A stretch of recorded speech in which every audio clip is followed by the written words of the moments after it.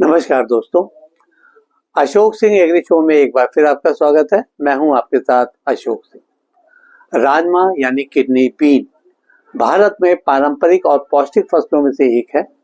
यह खाने में स्वादिष्ट, प्रोटीन समृद्ध और विविध पाक विधियों में उपयोग में लाया जाता है। राजमा घरेलू आहार का हिस्सा होने के साथ ही छोटे और बड़े किसानों के लिए आय का स्रोत भी बन चुका है। यह शाकाहारी प्रोटीन का एक प्रमुख स्रोत है।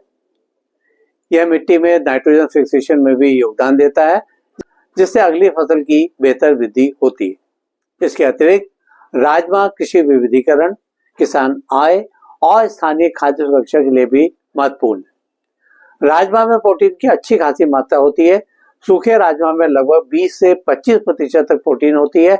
इसके अलावा इसमें कार्बोहाइड्रेट, फाइबर, विटामिन, विशेषकर बी कॉम्प्लेक्स, मिनरल्स जैसे लोहा, पोटेशियम और मैग्नीशियम उपलब्ध होते हैं। लो कैलोरी और फाइबर से भरपूर होने के कारण यह डायबिटीज और हृदय स्वास्थ्य के दृष्टिकोण से भी उपयोगी है। पकाने के बाद इसमें प्रोटीन जैव उपलब्धता बढ़ती है और कुछ एंटी न्यूट्रिएंट्स जैसे फाइटेट घट जाते हैं। यह एपिसोड इसी खास विषय के विभिन्न पहलुओं पर आधारित है। कार्यक्रम शुरू करने से पहले हर बार की तरह आपसे आग्रह करना चाहेंगे कि इस वीडियो को पूरा देखें, ताकि इसमें दी जाने वाली जानकारियों से लाभ उठाकर आप भी अपनी आमदनी को बढ़ा सकें।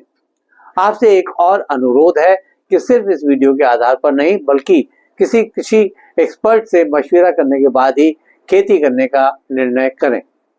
आप बिना अधिक देर किए आते हैं आज के विषय पर।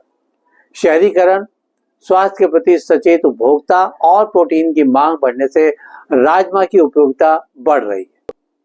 रेडी टू ईट और प्रोसेस्ड राजमा यानी कि can packed protein powder snacks का व्यावसायिक बाजार तेजी पर है। शाकाहारी, ग्लूटेन फ्री और प्लांट बेस्ड उत्पादों की लोकप्रियता ने भी राजमा को और अवसर दिए। विश्व स्तर पर राजमा की विविध किस्में उगाई जाती हैं। कई देशों में उच्च प्रोटीन, रोग प्रतिरोधी और क्वालिटी सीड वाली वैरायटी पर अनुसंधान जारी है। जैविक और सस्टेनेबल खेती के साथ साथ प्रोसेसिंग तथा वैल्यू एडिशन कर बेचने का भी वैश्विक ट्रेंड बढ़ रहा है। भारत में राजमा के प्रमुख उत्पादक प्रदेशों में उत्तर प्रदेश, उत्तराखंड, हिमाचल प्रदेश, पंजाब, जम्मू कश्मीर और कुछ पूर्वोत्तर राज्य शामिल हैं। पारंपरिक किस्मों के साथ साथ राज्यों और अनुसंधान संस्थानों द्वारा विकसित उन्नत किस्में भी उपयोग में लाई जा रही हैं। राजस्थान तथा गुजरात में भी कुछ क्षेत्र राजमा का उत्पादन करते हैं, खासकर वर्षा निर्भर और रॉ सॉइल क्षेत्रों में। अब राजमा की खेती पर भी बात कर लेते हैं। राजमा उपजाऊ दोमट मिट्टी में अच्छी पकड़ बनाती है। इसके लिए 15 से 25 डिग्री सेंटीग्रेड तापमान अनुकूल रहता है। अत्यधिक ठंड या गर्मी उत्पादन घटा देते हैं। बीज को 4 से 6 सेंटीमीटर गहराई पर और पंक्ति दूरी 30 से 45 सेंटीमीटर की दर से बोया जाता है। यह किस्म और प्रबंधन पर निर्भर करता है। बुआई के पहले बीज उपचार लाभकारी है। फास्फोरस और पोटाश इसके लिए आवश्यक है। नाइट्रोजन की आवश्यकता कम होने पर भी संतुलित नाइट्रोजन दें। जैविक खाद और कंपोस्ट का प्रयोग मिट्टी स्वास्थ्य के लिए अच्छा है। फूल आने और फल बनने के समय सिंचाई महत्वपूर्ण होती है। इसकी जल आवश्यकता कम है, पर खेत में समुचित नमी बनी रहनी चाहिए। जब फलियां सूखने लगे और दाने कठोर हों, तब कटाई करें। अधिक देर करने पर शेडिंग तथा क्वालिटी बढ़ती है। इस फसल में फफूंदजनक रोग, मटेरियल रूट रोग और वायरस कुछ इलाके में समस्या बनते हैं। राजमा को बीन्स बोरर, बीटल्स और शल्कमुखी कीट प्रभावित कर सकते हैं।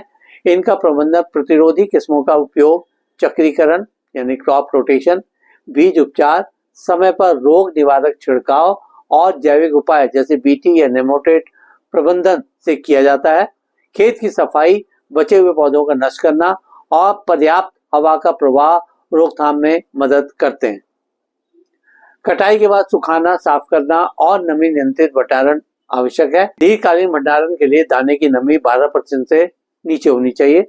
कीट नियंत्रण के लिए फूड ग्रेड फ्यूमिगेंट या हवादार गोदाम उपयुक्त है। पैकेजिंग और साफ सुथरी प्रोसेसिंग टेक्नोलॉजी बाजार कीमत बढ़ाती है।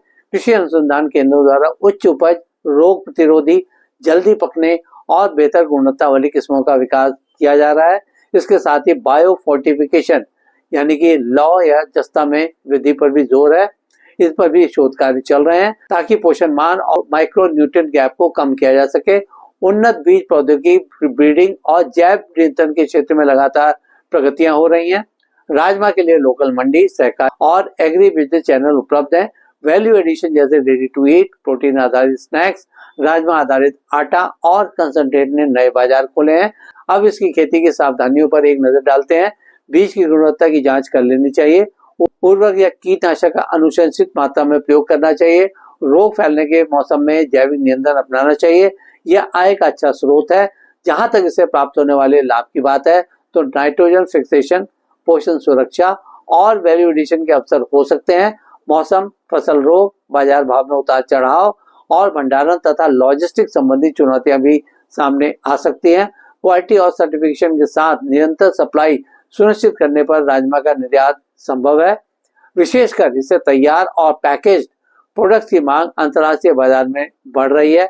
एक्सपोर्ट के लिए क्वालिटी मानक, फाइटोसैनिटरी आवश्यकताएं और मार्केट डिमांड के अनुरूप किस्म को चुनना चाहिए। अंत में चलते चलते कुछ व्यवहारिक टिप्स। भरोसेमंद और प्रमाणित बीजों का ही प्रयोग करना चाहिए। रोपाई से पहले बीज का उपचार करना चाहिए। फसल चक्रीकरण अपनाना चाहिए।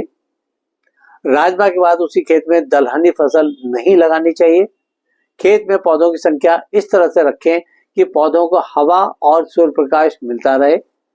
ज्यादा भीड़ भाड़ से रोग बढ़ते हैं। फसल फूल या फलन की अवस्था में पानी की विशेष व्यवस्था रखनी चाहिए। कटाई के तुरंत बाद सही तरह से सुखाने और नमी नियंत्रण पर ध्यान देना चाहिए। खराब भंडारण कीमत और क्वालिटी दोनों घटाते हैं। स्थानीय मंडी के साथ साथ सीधी ब्रांडेड प्रोसेस चैनल पर विचार करना चाहिए। वैल्यू एडिशन से रिटर्न बेहतर होते हैं। जैविक तथा कम इनपुट तकनीक अपनाने पर प्रीमियम मिल सकता है। सर्टिफिकेशन लेने से भी फायदा मिल सकता है। कृषि अनुसंधान संस्थानों से जुड़कर नई किस्मों और रोग प्रबंधन तकनीकों की जानकारी लेते रहना चाहिए। आज के एपिसोड में बस इतना ही दोस्तों। कल फिर एक नए विषय पर चर्चा करने के लिए इसी समय पर हाजिर होंगे। दोस्तों, अगर आपको ये वीडियो पसंद आए तो इसे लाइक करें, शेयर करें और हमारे चैनल को सब्सक्राइब करना ना भूलें। आपके पास कोई सवाल या सुझाव हो तो कृपया कमेंट बॉक्स में लिखें। हम आपके सवालों का जवाब देने के लिए हमेशा तैयार हैं। कल फिर एक नए विषय के साथ आपसे मुलाकात होती है। तब तक के लिए नमस्कार।